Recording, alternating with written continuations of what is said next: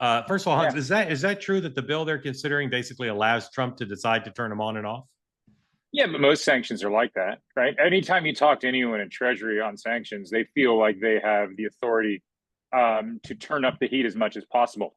The main question with sanctions is do you do secondary sanctions, which is to say go after the countries that are buying the things from Russia, which is was always the debate about the oil question, right? Right. You can do secondary sanctions, but then you're going to drive up the cost of oil, potentially cause a global recession. So that's always been the sort of the question with Russia and how far do you go on sanctions. To me, it's a little, I don't want to say performative, but like the main question on Trump and Russia and Trump and Ukraine is how much aid is he going to release towards the Ukrainians? Now, if he's uncomfortable doing more of that, and there's this back and forth on the Patriot missiles, he can turn up the volume on sanctions, which, for lack of a better term, can be thought of as like going on offense, right?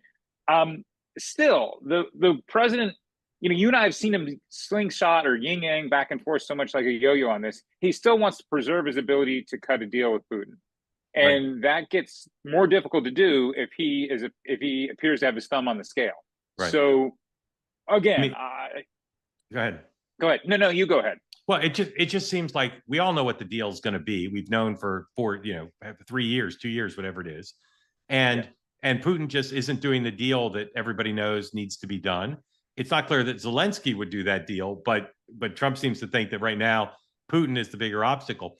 Of all the things that Joe Biden was doing for Ukraine, intelligence help, weaponry, financial aid, how much of that is still happening? in terms of like actual aid, I mean the aid's still going out the door, right? There hasn't Yeah, been any big pullback. I mean, the whole question on defensive weapons versus offensive weapons. Remember, is the Obama administration that didn't give yeah, Ukraine the Javelin missiles in the yeah. first place.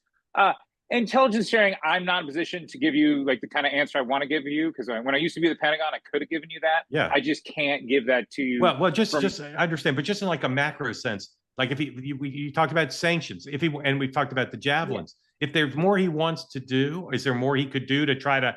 He seems to be saying, if you take his words literally over the weekend and today, he seems to be saying the Ukrainians need more battlefield oomph to ward off Putin, to get Putin to the bargaining table.